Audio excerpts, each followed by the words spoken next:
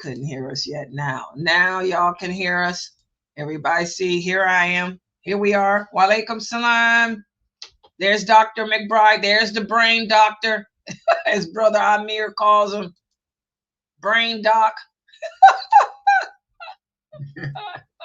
Okay, guys. I came up in my own feed 2 days ago on Instagram from a talk I gave 5 years ago. Oh my god. And they called me, somebody titled it the neuroscientist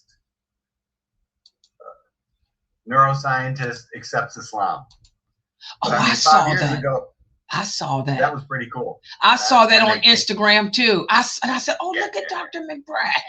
That I saw that 5 came up on years my ago. feed. Yeah, and that was about Yeah. 5 years ago. I saw that must be going around. I saw that you getting popular because that came up on my feed too on Instagram. Neural, and it did say that neural. I saw the whole video on YouTube too. Oh yeah, brother, the Dean Show. The Dean Brother Show. Andy. He's the one that was he was doing the interview. Ain't that something? Yeah. Yeah, man. That's mashallah. That hit for some reason, and it was totally that just hit. That was cool. That was a good interview he did with you. Okay, so everybody coming in, you got your Zoom room in too. The Australians are here. Assalamu alaikum, Kiwis. Okay, everybody, here's Dr. McBride. Inshallah, you guys know that this is the last day of fasting, and the Eid will be tomorrow, so make sure you get that Zakatul Fitr paid before the Eid prayers with a makeup. It'll purify your fast. And also tonight for my class, I'm not going to do the Metcalcitic Tafsir. I'm going to do instead, I'm going to give you guys a quiz on the Sunnahs of the Eid prayer, and I'm going to speak about innovations in the Eid. That's at 10.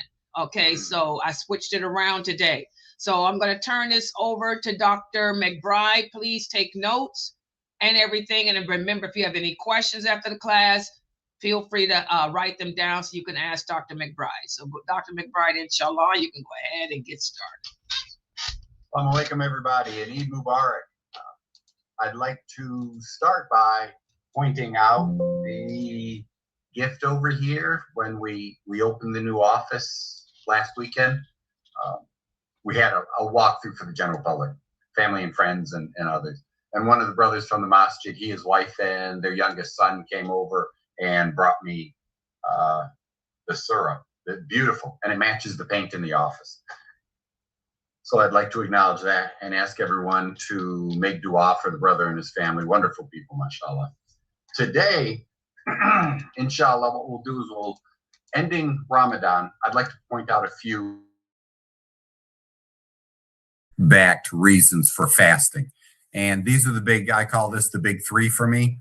The title of the talk will be Fasting and the Trifecta. You've got a hormone called glucagon.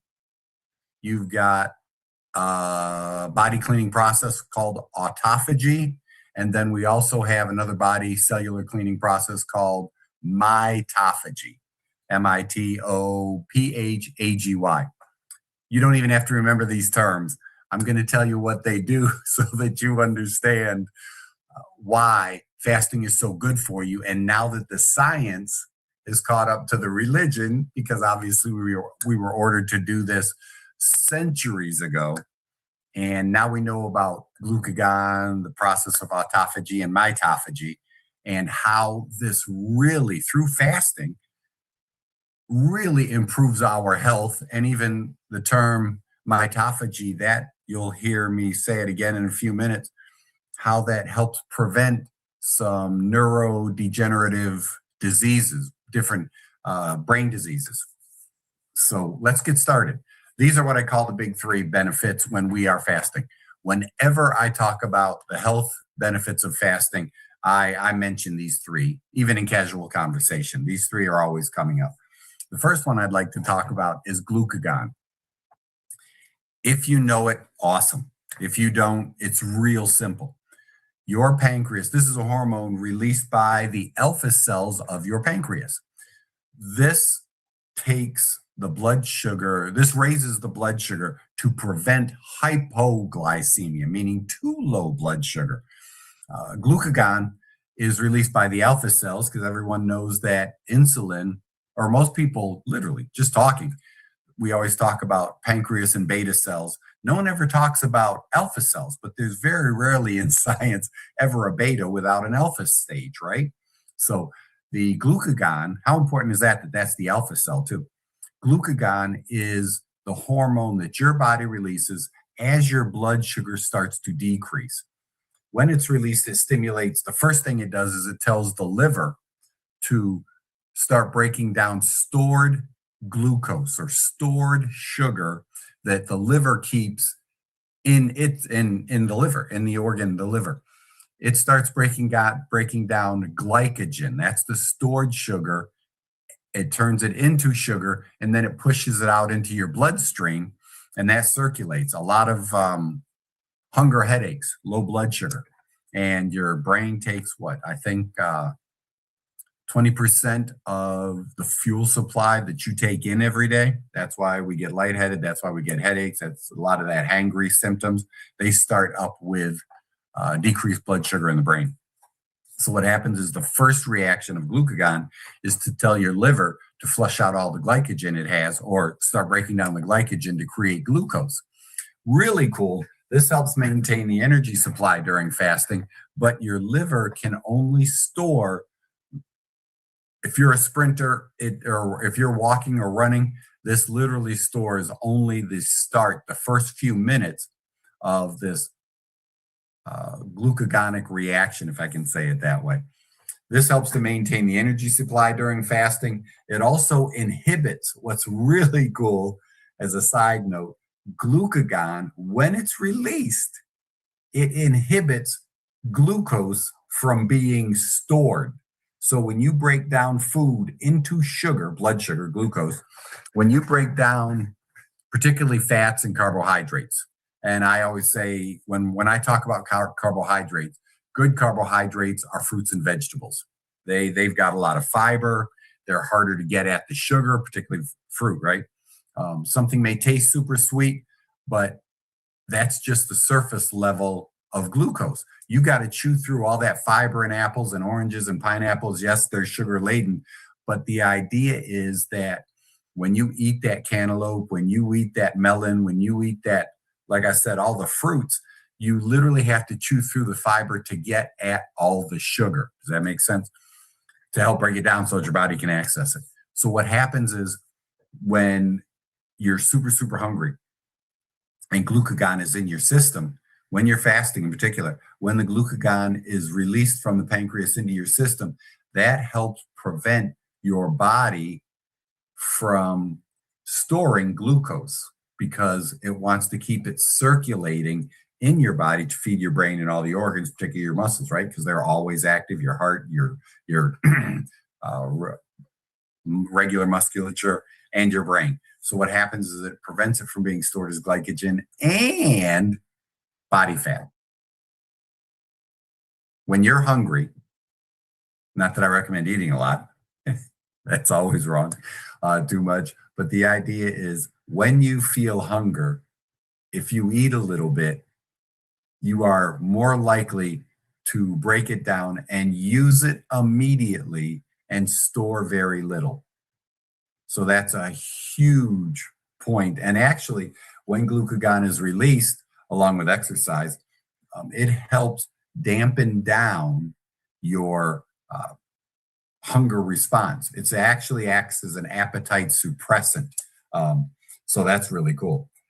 So that way, when you are, say, an intentional fast, like during Ramadan, when you are hungry, for me, when you think about it, whenever you feel hungry, think about the fact that you are literally telling your body to release the stored blood sugar, or to release the stored sugar, break it down from glycogen to glucose. Your muscles also, that makes it more accessible and more usable. It also inhibits fat storage, and it tells your body, the third big one with just glucagon, it tells your body to actually start burning more fat as energy, because like I said, glycogen is only going to get you through the first few minutes. Then you start breaking down body fat. And what's really cool about the way we fast, that's why I really, really, really recommend getting up for breakfast, for suhoor, right? Yeah. So what you should get up and eat, because that allows your body to have a little bit of food. It turns on your metabolism and doesn't allow you to move into what your body will take as a metabolic slowdown signal of starvation. So even if you only eat a little bit, just have real fruit, have your water. That helps stimulate your body to think, okay, we've got food, so we can ramp up a normal metabolism. If you skip breakfast and you haven't eaten since, if you went to bed, pretend, unlike Sister Layla, if you go to bed, pretend you go to bed at 10 o'clock and you're asleep at 10, you don't eat again, you get up at 6, you've cleared 8 hours, right? You get up at 6, you bathe, you go to work, now you're fasting all day, you haven't eaten since 10 o'clock. We start here at, I think it was 6:25 this morning. So what happens is those 8 hours, now you're adding another here at 7:35, I think, today. So now you're going almost literally a full 24 hours. That's 23 hours of fasting. So what happens is a lot of people don't realize that if you don't take in something to stimulate your digestive process and kind of fool yourself, you'll literally move into starvation mode and your metabolism literally will slow down. You'll train it out. You'll train it down. So that's why the breakfast is so important. And that's why fasting the way Muslims do it. A non-Muslim friend of mine called me. She and her family, her husband, the 2 kids, they live in, the daughter's out in California right now, finishing up her degree. The son is there. Well, anyway, the three of them are up in Maryland. And at the beginning of Ramadan, she called, just a couple of health concerns, some small stuff, but important to her. And she asked me about the fasting, and we talked about all of this and the way Muslims fast. And I explained, number one, because Allah ordered it, not just health benefits, but Allah ordered it. And Allah is not going to order us to do something that is going to be unhealthy for people to get sick, for people that are injured, for people to take medications, right? Allah subhanahu wa ta'ala blessed us with exceptions to everything, because it's always life over that rule, as long as it's halal. So she and I were talking. I explained how important dates were. I explained the emphasis on water, not juices. I explained, we talked about fruits and vegetables, and she's cool with all that. She has a pretty healthy diet. Her and her family have a pretty healthy diet anyway. But she really learned, and after day 1, 2, and 3, I got messages, I think all 3 of the first 3 days about, especially day 1, how much she loved dates. And I relayed the story of Maryam, radiallahu anha, and when she was giving birth, how Allah told her to hold the tree and eat the dates, tie up your camel. But it's not like she's going to shake the whole palm tree, but he provided her with dates. And like I said, 3 days in, she was still thrilled. She said she fell in love with dates. So that was really cool, dates and water to break her fast. And it really benefited her. So even I see it all the time. In my feed, there's a lot of health stuff because I always look at brain stuff, and I'm always getting, now I see during Ramadan, all these non-Muslims fasting and how much they like it. And they also are falling in love with chapter 33, verse 35, the recitation, showing men and women, how equal we are in the eyes of Allah in terms of our souls and our spirit, if we can say it that way. And there's slight differences based on what Allah has blessed us with, but I can't remember the name of the chapter 33, verse 35, and everybody's loving that. So they fall in love with all this good stuff that we do that Allah ordered us to do. Now we find out the science actually confirms or proves us right, because Allah knew. Allah created it all, so Allah knows it all. So glucagon, huge hormone released out of the pancreas. It balances out the effects of insulin. If you start getting hungry, glucagon tells your body to start and your liver and the rest of your body start break down the glycogen, use that, turn it into glucose, use that to stay alive, to avoid hypoglycemia. It also helps suppress the appetite. It also prevents glucose storage in terms of both glycogen and body fat. So it decreases your likelihood to store body fat, just fasting and glucagon release. And it also helps break down, and it tells your body to break down not only the glycogen, but body fat is energy.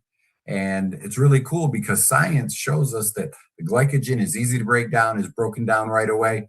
That gives your body time to start tapping into the body fat. And then it's really cool. It actually runs what we call, stimulates thermogenesis, meaning thermo temperature and genesis, creating a temperature or increasing your body temperature. So when you're fasting, your body temperature probably ramps up a little bit, believe it or not, which is really cool. Now, the next term we talked about, or I mentioned, the next term I mentioned was actually autophagy. That literally means self-eating. When you are fasting, you are literally stimulating a process called autophagy, autophagy, self-eating. And what happens here is your body as a whole starts looking at cells, looking at damaged cells. It even starts hunting down even more viruses and bacteria. Anything that isn't healthy for you can be involved with autophagy, and your body starts eating. It's like your cellular house cleaning. If there are damaged cells or dead material floating around, your body creates other cells, I think they're lysosomes, that creates other cellular components that eat up the cellular debris or this debris in your bloodstream. And what it does is if it's damaged cells or dead cells, it may take those cells, break up the parts that are usable and use those, which becomes very efficient, right? Use those cellular parts to build more cellular parts. If not, it will eat up those cellular parts. Anything that it can actually eat, it can actually turn into energy to help provide better function and build stronger, healthier cells, right? So it can actually use it as energy to build cells, or use the parts to replace, or as parts to build new cells. It's really cool. And like I said, in the immune system, autophagy, or to benefit the immune system, that autophagocytic, if I'm saying that whole word right, autophagy helps go after bacteria and viruses also, especially because viruses like to get into cells and reproduce in there. And if there's any cellular damage, then that autophagy will help destroy that cell, destroying the virus in it. Bacteria tend to be on the outside of cells, if I remember my immune system correctly. Bacteria tend to be on the outside, attaching to the outside of cells. So if there's cellular damage, autophagy helps chew up that damaged cell, use the parts that it can, killing the bacteria, right? Use the parts that it can and use everything else as energy. So that's really, really cool. Research shows, along with glucagon, autophagy can be stimulated. That release can be, glucagon release and autophagy can both be stimulated by exercise, not just fasting.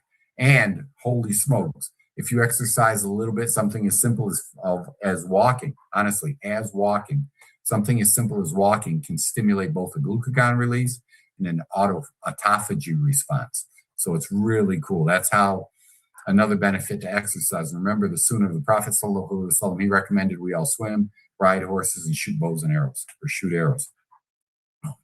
I don't do two of them. I swim a little bit, and the exercise that we do that I do in the garage.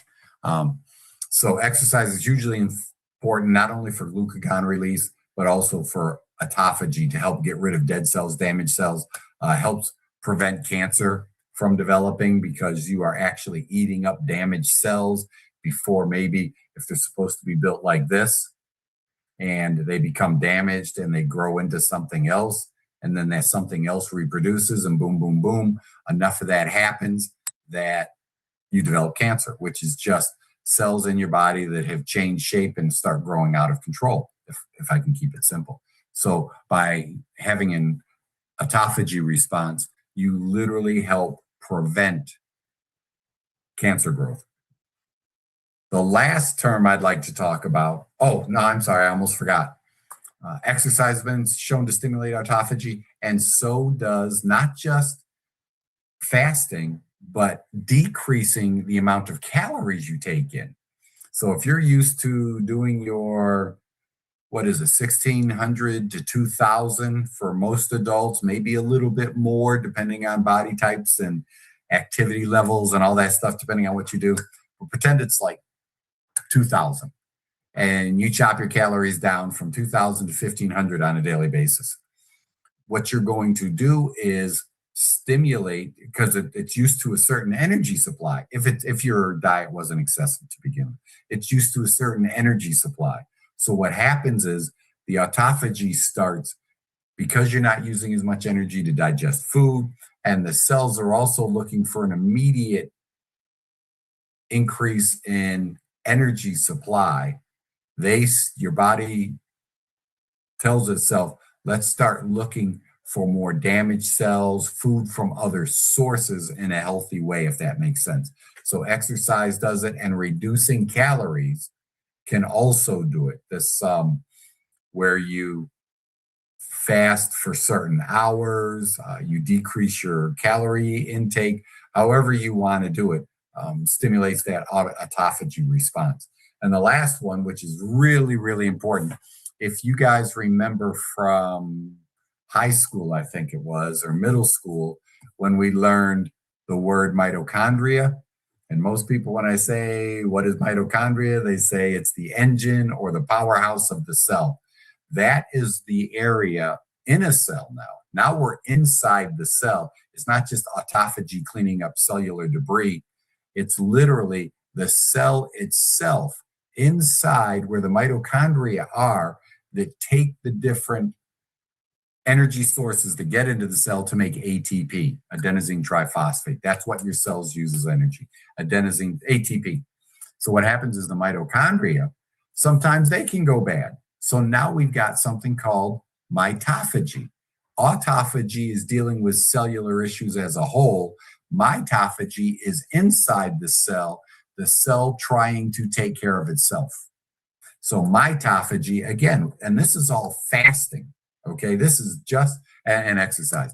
Fasting, calorie reduction a little bit, and exercise. Both of these really stimulate, fasting, calorie reduction, and exercise, really stimulate these three, the hormone and two processes to help save our health, improve our health. Mitochondria make the energy for the cell. Then this is literally autophagy in the cell for the mitochondria. Because if the mitochondria aren't working well, then you're not producing enough energy, ATP, for the cell, and then the cell stops functioning correctly. Now you get cellular damage, and now if the autophagy isn't working well, if the mitophagy isn't working well, you could create problems with the cell. Therefore, now we've got to rely on autophagy to deal with damaged cells on a regular basis. And something may go wrong in all of that. So really cool mitophagy, dealing with inside the cell with the energy production part of the cell. So mitophagy then is the cell's internal house cleaning apparatus. And that'll pick up, just like autophagy, it'll pick up the damaged parts. It'll try to repair the mitochondria, or it will use good parts of the mitochondria to build new healthy mitochondria, and use the damaged part, just like autophagy uses damaged parts of the cell and things it can't use, it'll still use it as energy, as a food source. So what happens is in mitophagy, it'll use damaged mitochondrial parts as food source to build stronger, better, younger, newer mitochondria.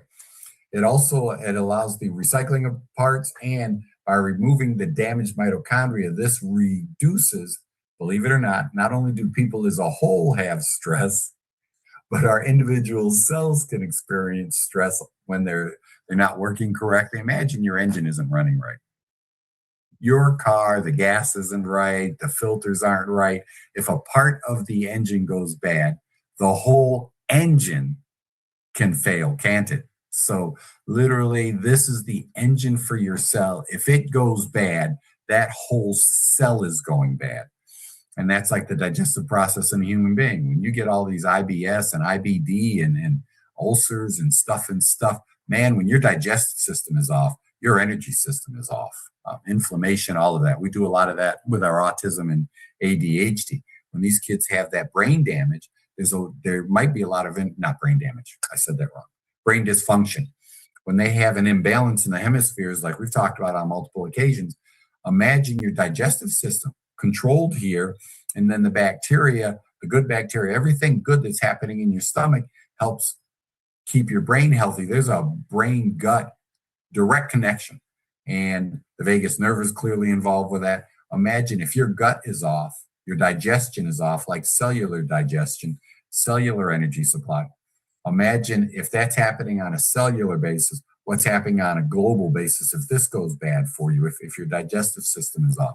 And that cellular stress, the energy providing stress, that whole cell's going to go bad. And if multiple cells go bad, that whole system goes bad. And if a system goes bad, heart, lungs, digestion, vision, hearing, if a system goes bad, your whole body's in trouble, isn't it? So by removing the bad mitochondria, you can increase the cellular energy because you can use some of the mitochondria. And you also have building blocks for new, healthier mitochondria. And again, guess what? Exercise also stimulates mitophagy. So brothers and sisters, I'm going to encourage every one of you to start walking. Literally, if you can start, if nothing else, start doing some walking. There's so much stuff. Or if you can't leave the house, you can't leave the apartment, do literally just stand up and sit down, stand up and sit down. My mother just started a new health exercise program. We are focusing on just three basic exercises. 3. One, she uses a Versa climber, legs and arms together, right? Huge whole body exercise. Then she does a lot of squats, which are you're trying to hold yourself upright. So there's some lower back involved and posture control. Then there's the large muscle groups of your lower body. She does a lot of squats. She's shooting for 5 days a week. It's a short enough workout that it's a lightweight. It's a light workout. She's trying to get 5. Sometimes literally, I can't wait for her to tell me she's hit 7. And every day when I get home from the new office, the stuff we're messing around there, when I get home, we talk about what she did today in terms of exercise. And today she was out in the garage doing pull downs. My Bowflex has a really nice pull down, and it's a great height for her. And the weights are the bending, the arms are real easy for her to work with. So literally, she did the Versa climber, she did the squats, and she did pull downs. All because as we age, we tend to go forward because everything we do is down and in front of us, right? So everything we're doing here is lower body for strength and balance. And think about your legs and your back, largest muscle and glutes, largest muscle groups in your body, the energy, an easy stress on her whole system, increases blood flow. Increased blood flow to the muscles means increased blood flow to the brain, improved brain function.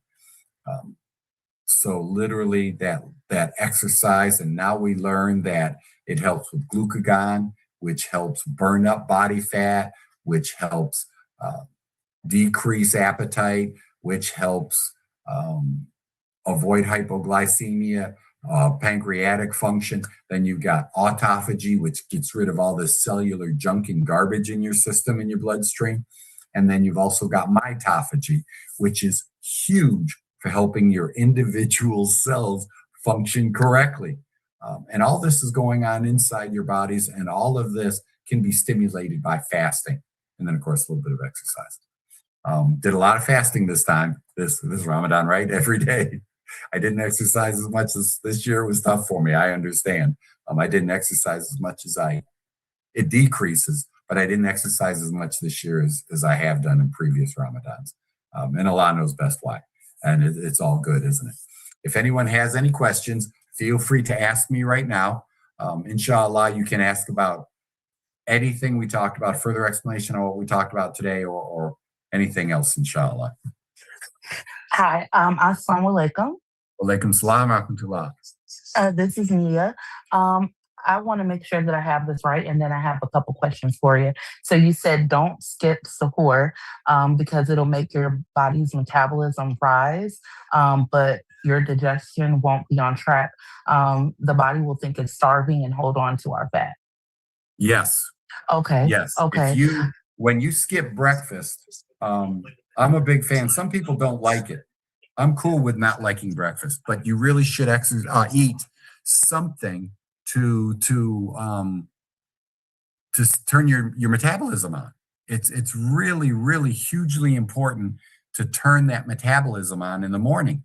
And if you don't eat early in the day, your body starts to wind down. You don't notice it right away, but it starts winding down its energy output. You could eat your slower thinking, your decrease. You see these alligators and stuff hide underwater for whatever, and fish hide for months, and turtles in cold water slow down the metabolism. Imagine that on a human scale, if that makes sense. Not that much, but things ramp down. So now you're not even burning that much. I can give you a human example, and that's why it's so important. When I stopped, when I got fired at the last job over here, and that's why I was planning the new office, things weren't going well. So literally for the first couple of weeks while I'm messing around, they're not really going out that much. You know, at the office, I'm seeing anywhere from 40 to 70 patients a day at the old office. And that requires a lot of movement, even just walking and adjusting and walking and adjusting. Literally during the first 2 weeks of my unemployment, embarrassing to say, I put on 3 pounds. And then I think the first week of Ramadan, or the first week started, I was like, man, there ain't no way. I'm not eating more, but I realized I'm sitting around a lot, computer stuff, paperwork, talking more to my mother during the day, right? So I put on 3 pounds that first 2 weeks, clearly. And I just don't, I haven't done that much in like years. So think about if you induce it artificially by skipping breakfast, because I didn't place the metabolic demands on my body, walking up and down the hall, seeing patients. Now you're taking away a food source, and your body says, we don't want to starve. One of the biggest fears we're wired against is preparing for starvation. And when you start denying yourself food too much, like skipping breakfast and only eating that dinner thing, your metabolism slows down. And me sitting in the chair and messing around in this little office I keep, it just wasn't enough activity. And I didn't increase any food, but I did do 3 pounds in like the first 2 weeks. So that's, okay, if that makes sense. So that's why I recommend keeping that metabolism up by giving it just a little food, even if it's just fruits or 1 egg, especially protein. Okay, cool. So how often would you suggest that we fast? Because we were told that we aren't supposed to fast daily. Right. The Prophet ﷺ, when one brother came to him and said, the rewards from fasting are so great, I'm going to fast every day for the rest of my life. Prophet ﷺ told the Sahabi that he should every other day, like the Prophet Dawood, alayhi salam. Then I recommend, I really shoot for Mondays and Thursdays. I'm coming off of a weekend, right? Saturday, Sunday. I usually skip lunch regardless. I'm just not, but I usually do Mondays and Thursdays. And again, the joke I told you a little while ago was, my daughter says, Dad really uses Ramadan in front of people. My dad really uses Ramadan to reset himself. This is my reset, alhamdulillah. And she said, because he comes out of Ramadan and he really hits his fasting. every week, and he's good for like 9-10 months. And then the month before Ramadan, when the Prophet ﷺ probably prepared and fasted the most outside of Ramadan, that's when I start to fall off in month 10 and 11. So I recommend the Mondays and Thursdays. It's Okay. really, and especially social events with family, if you can get together and stuff, that's usually Saturday, Sunday. And you might even have to do more. You know, you're not in the office. You're doing stuff around the house. You're doing stuff with family. You're doing stuff personally. There's a lot going on. I fast. I hit Mondays and Thursdays on my big days for sure. Okay. Do you know if it's true that fruits speed up your digestion? No. That's you got to understand, there are verses in the Quran. There's a whole there's olive oil, there's meat, there's date is a fruit. There's different fruits. It depends on your system. Number one, it really is true. We are individuals. Why do fruits smell so good? Why do sweets smell so good?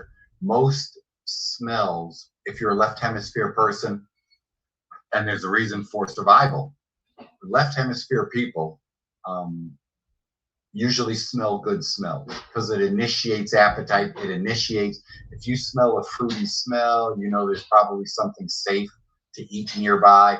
Why does rotting meat usually smell so bad? Allah told us not to eat it, and it's not healthy for us, right? The bad smells. They consider, some people like burning wood. They wouldn't consider it a bad smell, but science-wise, it does. Bad smells are to prevent us. That's a right hemisphere thing. Bad smells prevent us from going that way. Bad smells prevent us from eating that. It might be a bright color, but it's a bitter fruit. Bad taste, bad smell kind of thing. So when we're talking about fruit, it's generally good for the majority of us, but I don't want to say it's awesome for everybody because individuals may have conditions that it's not good. When we talk about fruits and stuff, the idea is we have stomach acid, and it's usually people referencing the acidity of some fruits. You have stomach acid that breaks down your food. So how would fruit acid make that worse? And there's some science stuff, and different people have ulcers and this, that, and the other thing. I understand that. Like I said, there are certain individuals that it may not be good for, but the majority of us, man, I'm all about. I have fruit in when I make my shakes. It's fruit. It's berries. It's a banana. It's a healthy multi-mineral vitamin powder. It's coconut milk or water. And usually 2 eggs, and then it makes multiple glasses. So I know I'm getting a little bit of protein. If I share it with my mother, my son, they have some from the same makings. So it's literally, the majority of it is fruit, and I find it hugely beneficial. That's my go-to in Ramadan. A raw egg? Yes. Okay. Now the next thing. I know that I'm probably spelling this wrong on paper because I see autophage. So how do you spell autophagy? Yeah, what you got is auto, A-U-T-O. Mm-hmm. That A-G is P-H-A-G-Y. Oh, okay. So I only have the E wrong. Okay, awesome. Yeah, no, it just ends with, excuse me, it ends with a Y. Autophagy, self-eating, self-cleaning, self-eating. Okay, and then my last question is, what could you recommend? What would be a good exercise for me? I have arthritis, and severe arthritis. I just got diagnosed with it about a month and a half ago. And both of my knees. Is it generalized? Is it a joint in particular? They gave me more, but all that I remember is they said it was all around in the front and in the back of the joint. They said that it's severe there and in both of my knees. both knees, your lower back, your neck probably then. Yeah. The big thing is really a really nice and if you can recommend for at home. Yeah, I would recommend, literally, I'd recommend a seated, it's Aerodyne. The expensive version is an Aerodyne, AERODYEN. They're made by Schwinn, very stable. You can change the resistance on them, and it's a seated bicycle with an arm movement that you can use if you want to. Oh, okay.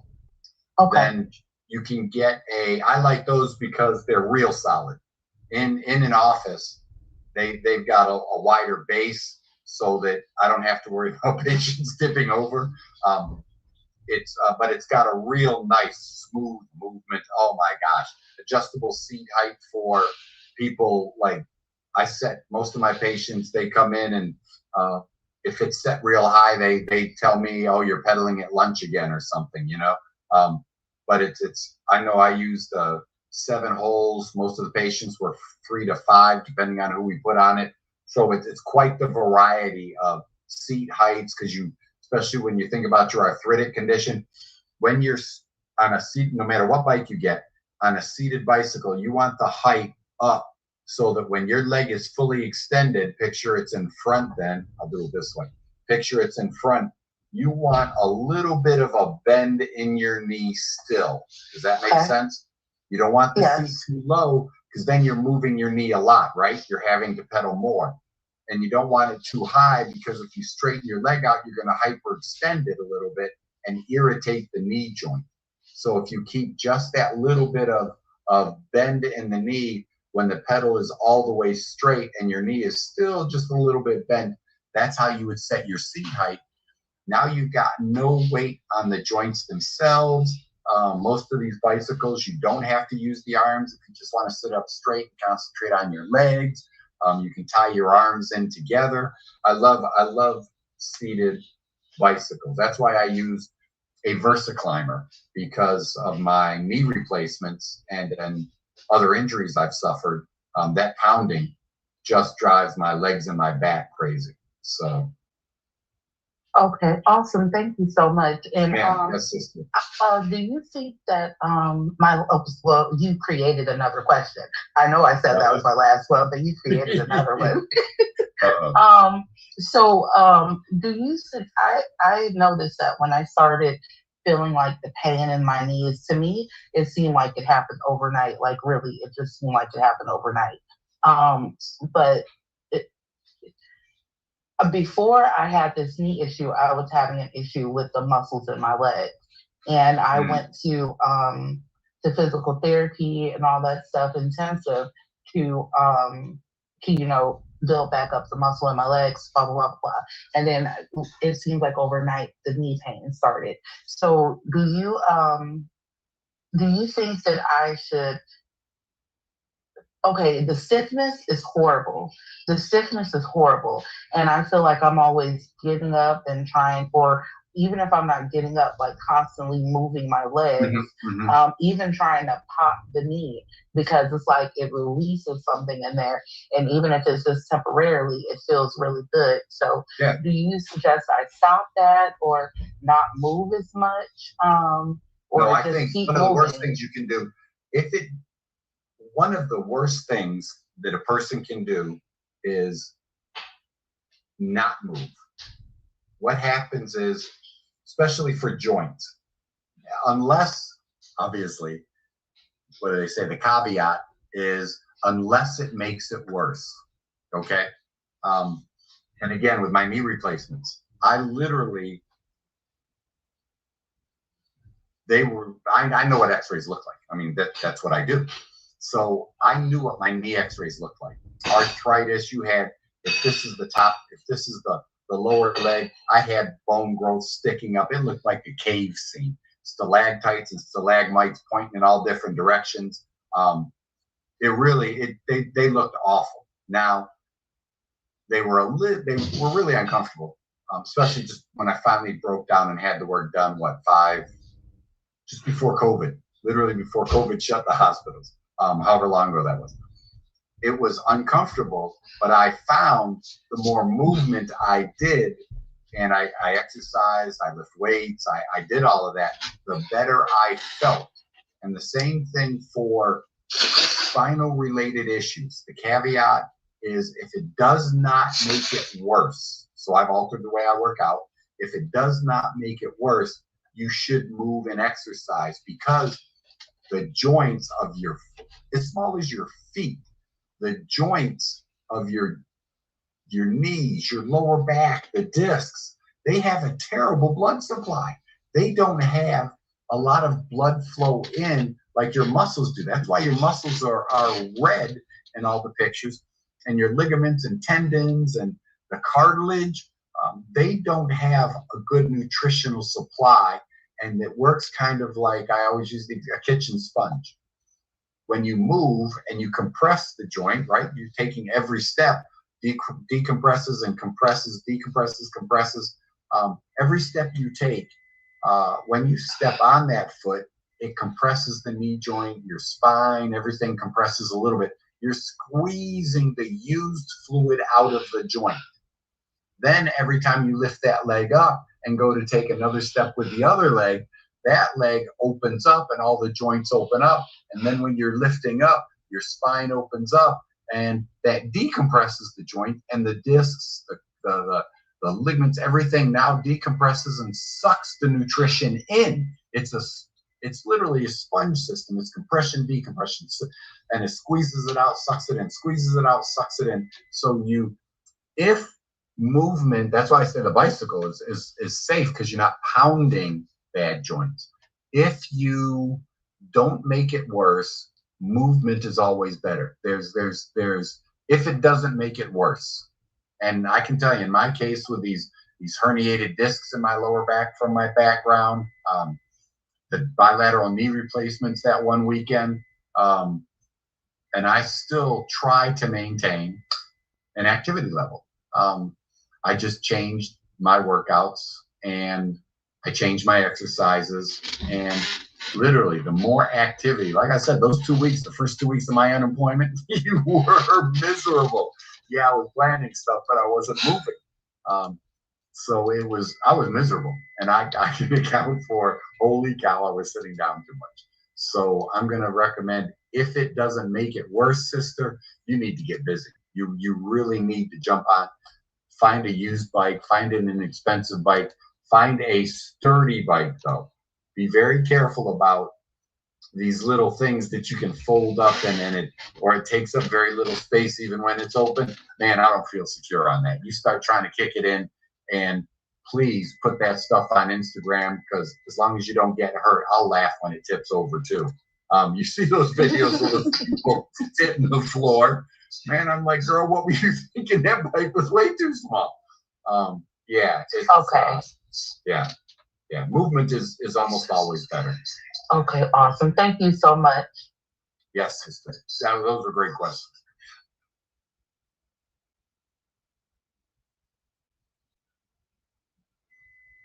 Alhamdulillah. Any other questions in there? SubhanAllah. I remember that mitochondria you talked about. Mitochondria. Yeah, and because it does affect the cells. And a lot of people in the world have peripheral neuropathy. Yes. I'm one of them, in my feet and coming up my legs, and that really came from treatment from cancer. Wow. And, yes. And I can't really stop it. I don't have a cure for it. I'm allergic to the gabapentin. I couldn't even take that. Gabapentin. I was taking gabapentin, right? I could never say it. I had Lyrica, and then Lyrica was part of the drugs I was taking, the illegal drugs I was taking back in October that I did cold turkey. I don't do anything now. And I've had a left knee that's been, the doctor told me what she wanted to replace, 10 years ago? Right. And it's really bone on bone, and the doctor showed me my x-ray.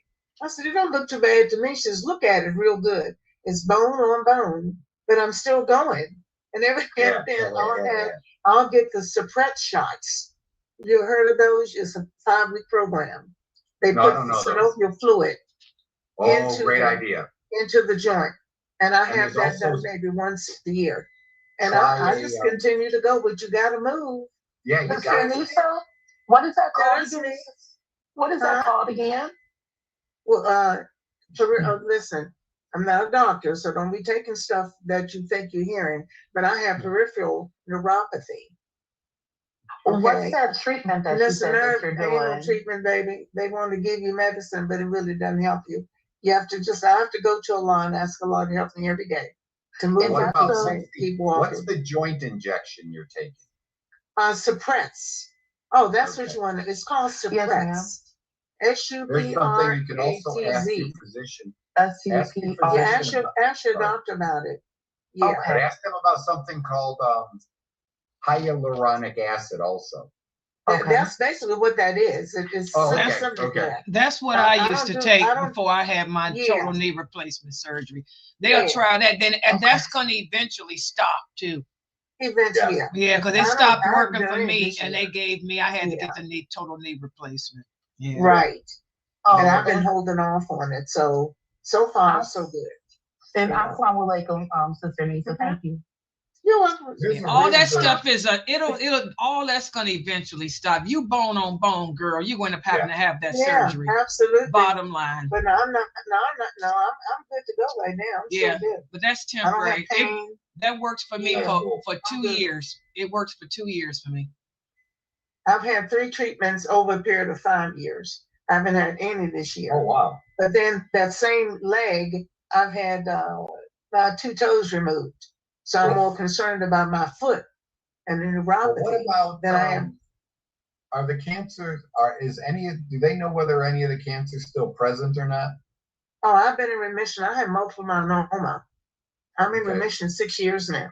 There is, because if when we did, there's a protocol for peripheral neuropathy Mhm. that I know works for literally the majority. I saw it, I recommended, I used it. Where you're using red and infrared little booties so that you don't have to keep holding it and moving it, but we use the pricey ones. And what happens is red and infrared light increases blood flow, it increases stem cell production, because it increases blood flow, it'll increase oxygenation. And it also, red and infrared at the higher numbers, up over 800, penetrate deep enough that I use it for my autism, ADHD, my stroke patients, because I can get through the skull with that. And that red and infrared light will help stimulate nerve function, and then increase the blood flow and oxygenation so that the nerve growth and healing, particularly the myelin around the nerve itself, it'll improve that growth and therefore function, and then increase blood supply and oxygen, increase the nutrition so that it helps feed this growth, or this repair. I should say repair and healing. You should talk to someone near you if you can, because that red infrared is really, sister, that works for a lot of people. I have the hand one. I got a white. Yeah, I got 2. I have the silver one. If you And can, I was using it for a bit. Yeah. I was using it for a bit. But in my left foot, I only have one vein actually working in my left foot. Wow. Just one. Yeah. My right is better than the left. But I had the sepsis in my left foot, which turned into a gangrene toe. Yeah. So I have I've got a different situation going on than most people, Yeah, very much. But So. Alhamdulillah. So I really rely upon Allah, to help me through this. Always. And of course, the next to hold, He's already decreed what's going to happen for me the rest of this year, and I just ask Allah to help me to accept it, and just keep it moving. Hey, I'm 81 years old. You guys are young. Yeah, see, Anissa's Absolutely killing. I got one foot in the grave already. Yeah, she's I half. gotta tell you, You don't I'm sound not a in day pain. over 70 though. I know, and I'm really not in pain. I'm going like I normally would. My labs are great, you know. So alhamdulillah, mashallah. She's also a doctor, so you know she's. That's right. I'm a doctor. Yeah, I was gonna be a nurse. But Ania, you are not old like Anissa. You get your knee replaced. If you got knee issues, girl, you have total knee replacement like I had, and keep it moving, girl. Cause ain't nothing better than having your total knee replacement surgery. Cause it's like a brand new person. Keep it moving. Yeah, because I feel like I can't even, like have, I think I lost everything because, maybe, if I could get around more, it would get in she's too old for that. So when you reach a certain age, doctors don't like doing surgery on people at a certain age. Yeah. She's almost they don't do it. She's almost 100 years old. Girl, you are you in your 30s, girl, you have your total knee replacement surgery and keep it moving. Yeah, okay. SubhanAllah. And if you're overweight, lose some weight. That helps. That really helps. Get some weight off of you. Everything. That's what made my doctors check me for arthritis because after I had lost a good amount of weight, they were like, well, what's the pain, now? And I'm like, it's still the same. It's at a 10. If I could go higher, I would. And then that's when they were like, okay, let's check and see what's going on. There's a huge issue with what you may also want to do with that is your body weight's important. Obviously, body weight is huge, right? I mean, that's like a great override. The issue though is it's not just body weight. It is when you talk about tendons, right? We talk about ligaments and tendons all the time. Exactly. Let's be very, very clear visual on what a tendon is. It is the tissue that wraps around and goes through muscle, through the muscle. It comes together. If this is the muscle, the tendon is around it and through it, and then it comes out and off and all that stuff. And then it becomes the tendon that attaches to the bone. So now what you have is these white, the ligaments and tendons. Like I said, terrible blood supply. But imagine what a tendon is. When your quadricep or your tricep muscle, right? When I flex my tricep to straighten my arm out, it's not the muscle that's moving it out here. It's the tendons that come off the muscles in the back of my arm here that cross the joint and pull it out. Does that make sense? So if you want strong joints, you have to have strong muscles so that they can hold the joint together with keep it stable because the tendons are going over your knee joint. Your quadricep tendon goes, that's what your kneecap floats in, right? So do you suggest that I wear a knee brace? Because sometimes, most times when I'm walking, it feels like literally like my knee is about to slide out of place. Slide right off. I'm like, wiggly. Yeah. That's why I guess. What you could do, that's why I like the bicycle system. That's a good point. Wearing a knee brace can really help while you're walking. It can really help under mechanical stress, if you're changing directions, just while you're walking. I'm cool with that. The idea is, though, if you can get a stationary bike, then you never wear the brace on the bike. Or maybe you start with the brace just because it helps give it a little more security. But as your thigh muscles, as your hamstrings and your glutes, hamstrings and quads strengthen up, especially like the quadricep, and your calf muscles, one of your calf muscles goes up over behind the joint, so that crosses the knee joint from behind.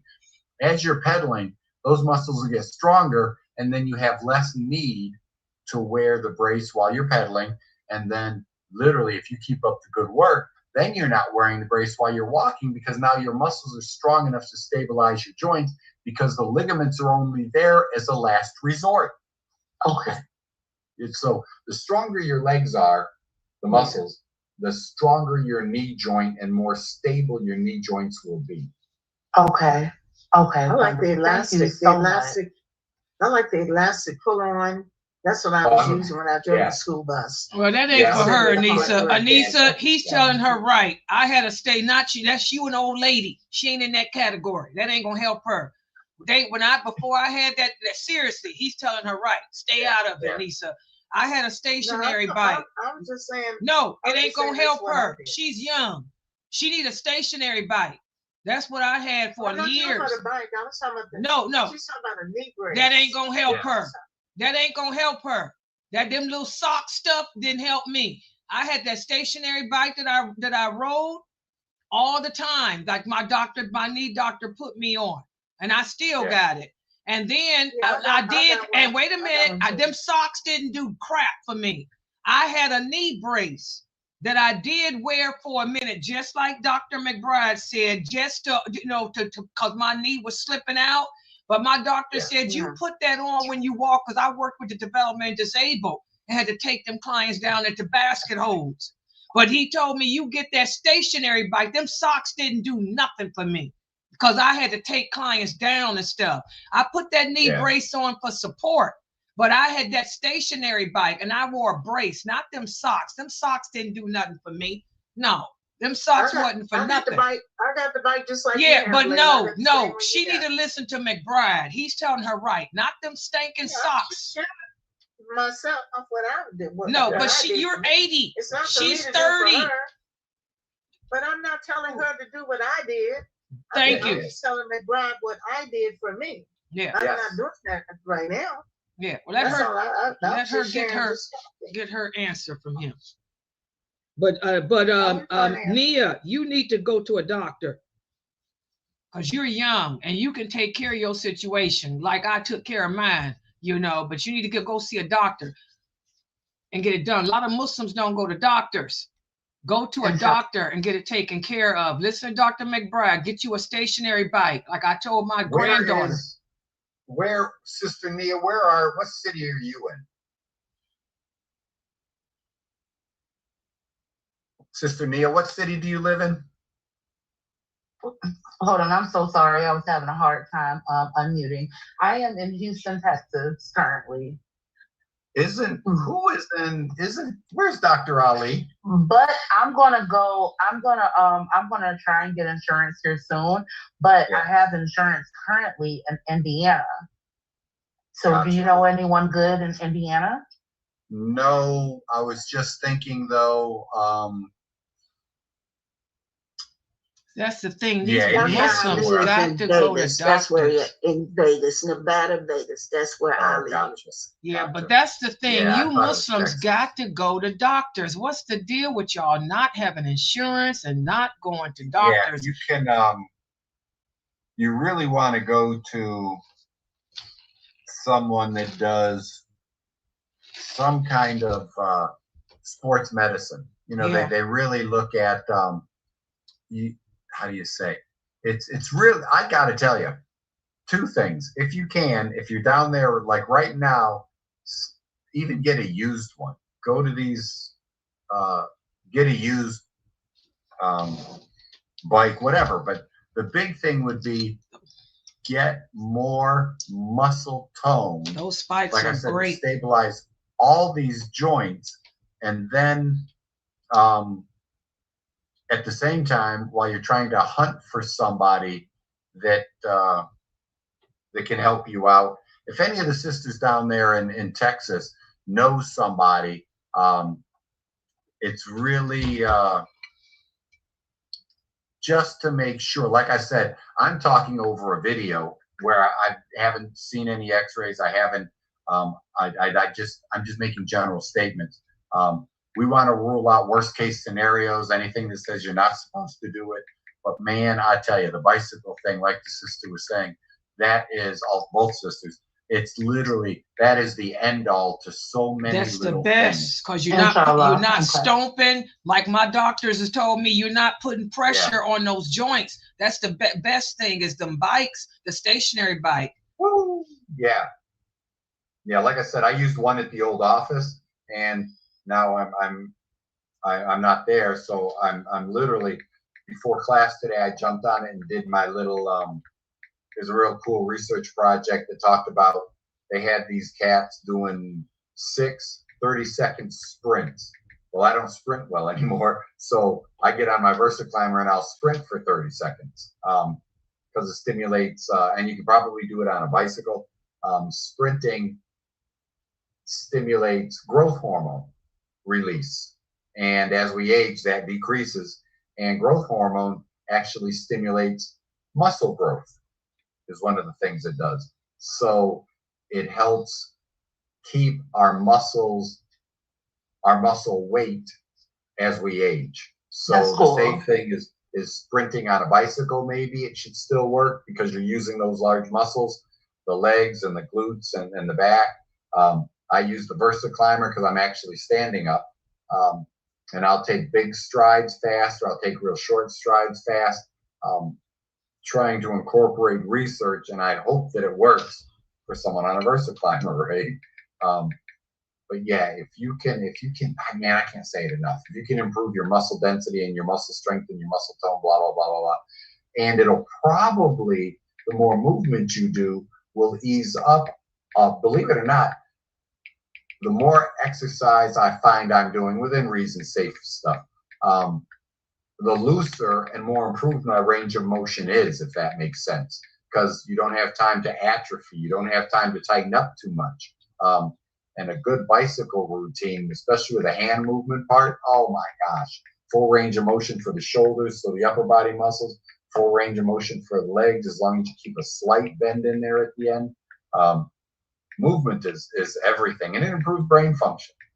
Complicated brains do complicated movements. That's why human beings are really at the top of the food chain, running around on 2 feet. That is hard as compared to 4-legged animals. So no, complicated movement, complicated mind. Yep. Yep. Yeah, alhamdulillah. Well, inshallah, then what I will do is next week we will pick out, I was looking at my Men and Women Around the Messenger book earlier today. Earlier today, and I'll grab a couple of the sisters and we'll talk about, probably start with the mothers of the believers, or the wives of the prophet. That'd be good. That'd be great. And we'll review. We'll probably, I'm probably going to talk about Khadija radiallahu anha. That's like, that's my favorite. So yeah, we'll be talking probably, it's a different source, so maybe this will give me some more conversation to talk about. But we'll pick out a couple personalities and we'll discuss how those indicators, or how their personalities, and what the hadith, what the stories to say about them, and if we can't apply a right-left hemisphere, a balanced hemisphere, or balanced hemispheres, and how we can use, again, when we talk about other people, it's not a lock. Allah knows best what these people were. Right. But their behavior and their actions can tell us a lot. And then we can see how we can incorporate their actions, their habits, what they talked about, what they demonstrated, how we can incorporate that into ourselves, even if you're a strong right hemisphere or a strong left hemisphere. We know how to train the other side. We know how to train it in. And behavior, even if you're a strong left, you can still demonstrate empathy and give charity and be understanding, and you can learn these things. As a right brain person, you can start keeping lists and really time management. Wear a watch so that you pay attention. You know what I'm saying? I'm a right hemisphere. I lose track of time. My business partner, she is a left hemisphere. She is so detail oriented. And now kind of thing. So literally, hopefully it works in this new office. But we use our Sahabi and Sahabiyat to incorporate their behavior. And of course, the best thing is the Prophet used what they've taught us and demonstrated for us. That's why I think it's so important to learn about them, and why we'll like the sister. I'm glad you guys like it, because I love these personalities. I'm always learning something new. Alhamdulillah. Now, if So you want to inshallah, use, that's what we'll do. if you're going to use PowerPoint, try to get PowerPoint too, so I can show you how to. With all Okay. you got to do, all you do is screen share. Yeah. That's it. All you do is just share your screen with us. We'll be able to see your PowerPoint, because that'll keep Okay, it more 'cause literally- focused too. What I do is the kids, how silly am I? My kids showed me how to shrink it up and split my screen so that I can read without looking at paper. You know, I can still be here. Yeah. So screen sharing ought to be easy enough too. Yeah, all you do is just share you just click the button here on Zoom and share your screen. We see everything that's on your desktop. I can show you now. Look on Zoom. See at the bottom where it says share? Click that button right there that says share. Look on Zoom. Look on Zoom. We can see. We'll be able to see everything on your desktop. Is this the black screen that has all our names on it? Yeah, okay, no, that shows who's here. Look at the bottom where it says video, participants, chat, react. Yep. Hand. There's share. Okay, here, more. Just click on it. Right. Don't even got to click on more. Click where it says share. You're a co-host, right? Mine is hidden in more. Oh, and you see more? Mine is. Okay. Here we go. You ready? Yeah. I just clicked share. Did anything happen? No, you got to. Oh, here we go. I see. I went the wrong way. Were you ready? Yeah.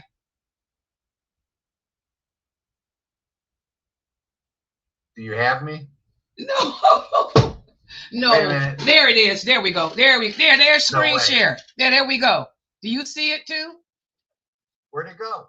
We see you. We're sharing fasting and trifecta. There you are. You're screen sharing.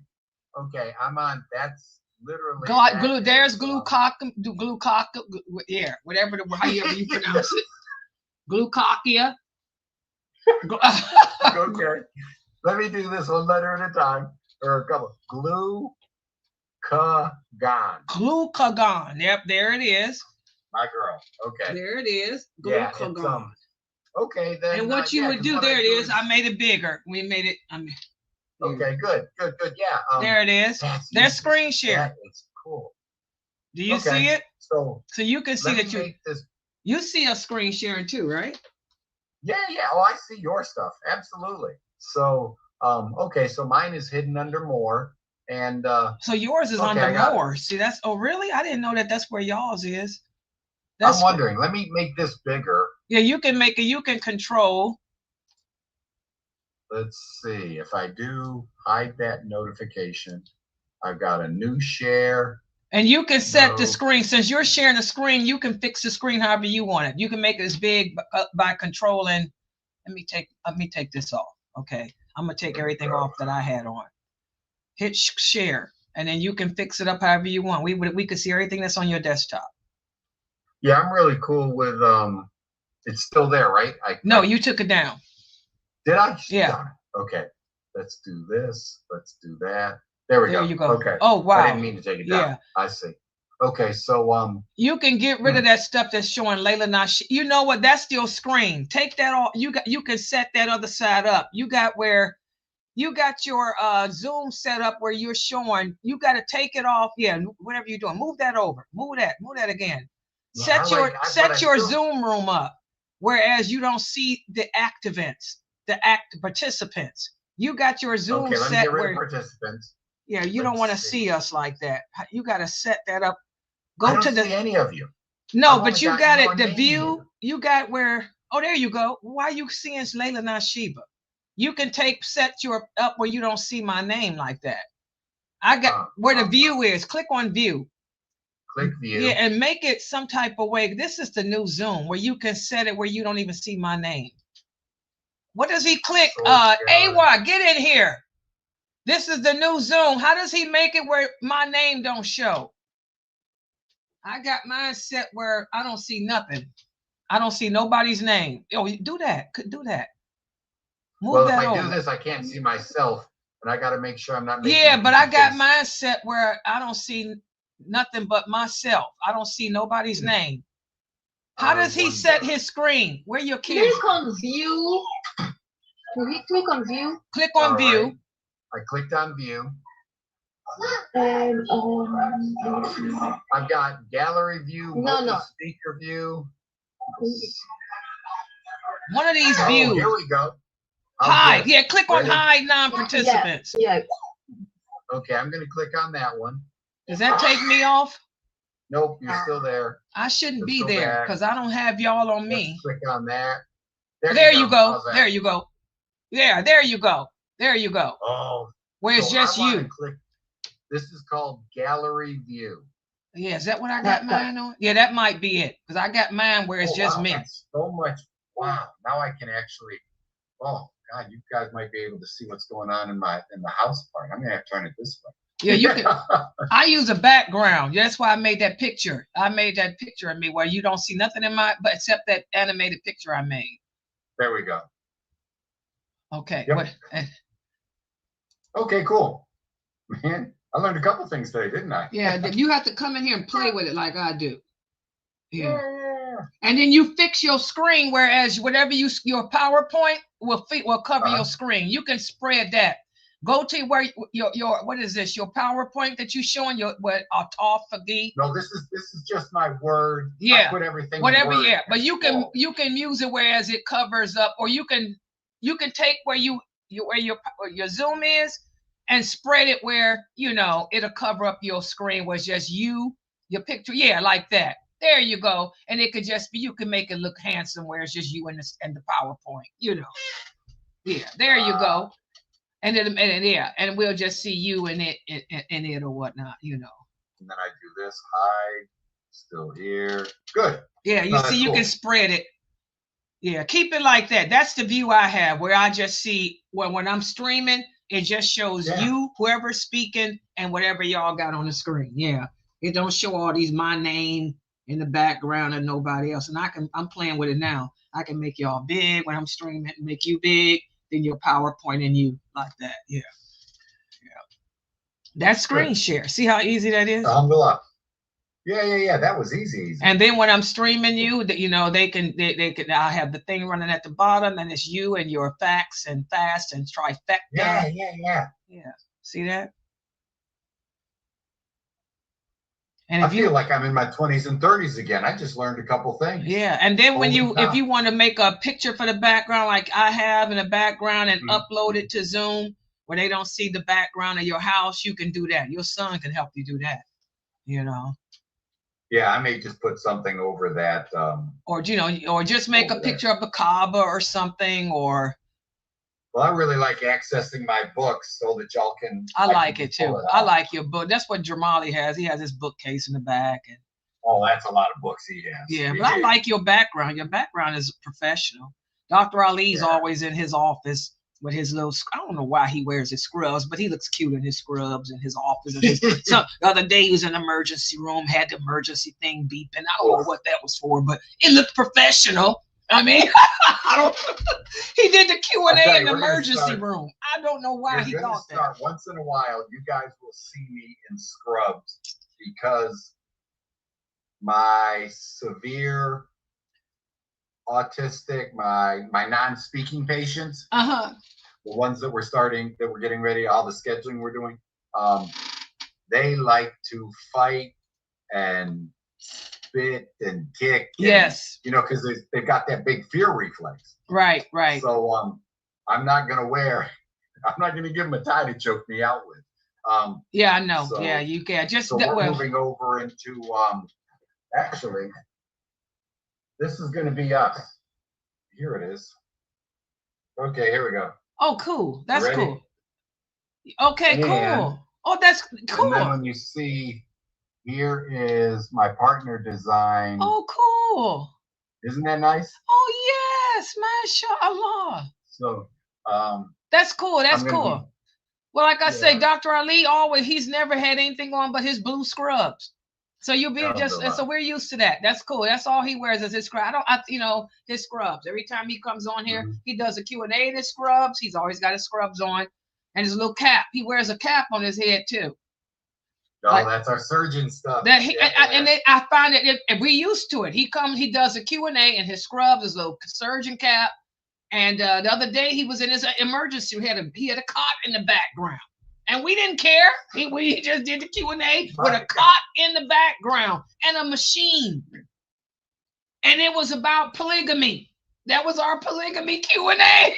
A cot in the background. Him and Mukhtar.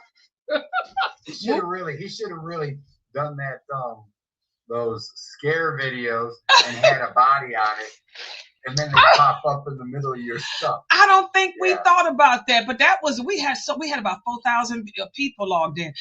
Mukhtar was at the mosque. It was weird. Mukhtar in his office in the mosque, and Dr. Ali in his scrub with the scrub cap on, a cot in the background, and a machine. And that was weird. But that was the highest. We had 4,000 people. That was the topic on polygamy.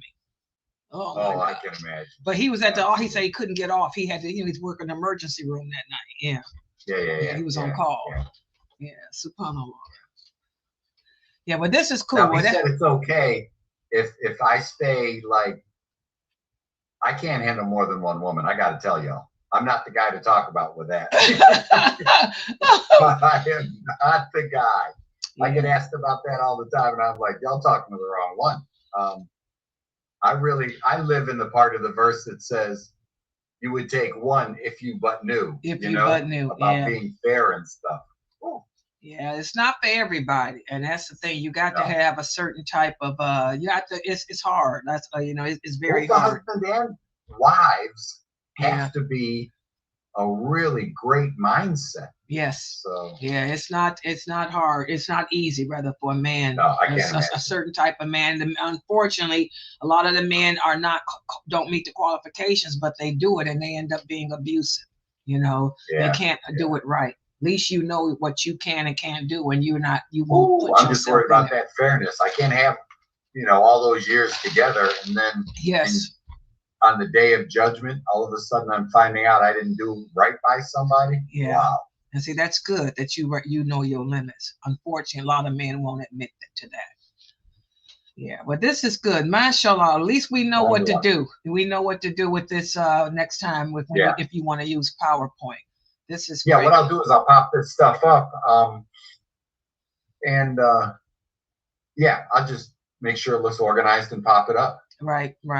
And this is not even a PowerPoint. This is a Word note. Yeah, this is just my Word document. Yeah, if you use PowerPoint, it'd be even better. And look at this. Yeah, this would be even better. This is just a Word note. Subhanallah, mashallah. Yeah, alhamdulillah. Okay, guys, we're still live. Everybody on the live likes it too. They say, this is better because they can follow. Look at you and follow along too and see the word, the spelling. One of the sisters here say, we can see the spelling, although I do have it in a ticker, but they say this is better because they can follow along with you when you get technical. Yeah, absolutely. Yes. Don't get caught up in, when I start throwing numbers and locations, usually that's not important. It's literally, the research shows appetite suppressant. When you feel hungry, it's a good sign. That stuff. Exercise. I like your word notes too. That's good how you work that. That's good. Look at his notes. His notes are so good. Look at that. I can't work that notepad. I do good with PowerPoint. I can't work notepad like that. Look at that. Yeah, I learned PowerPoint, but it takes longer for me. So I just type the organization, and then this is great. This is great. Your notepad is perfect. Okay, guys, I'm gonna log off. Yeah, this is the last day, brother Bilal. Brother Bilal, where you been? Yes, the Eid is tomorrow. You come here talking about this is the last day of fasting. Yes, this is the last day of fasting, bro. Look at this pad. He works that notepad great. Oh, I love this thing. This is all Word. This is how easy it is. That's what I'm looking at. I like the touch screen. So that's actually my hand doing that. Look at that. That's really cool. MashaAllah. Yeah, that's cool. Okay, I'm gonna log out of here, guys. Yeah, I'll be back at 10, Brother Bilal, with the rules on that. Yes, I'll go over the Eid prayer. What you mean you can't go to because you work? Yeah, you can do it at home. I'll go over how to perform the prayer at home tomorrow. Tonight for you guys so they can't make it. Your job? Yeah, okay, yeah. It's not an obligatory prayer. I'll talk about that tomorrow. Tonight at 10. Tonight. All right. Be back at 10, Bilal. All right, I'm logging out for you guys. I'll be back at 10. Okay. All right.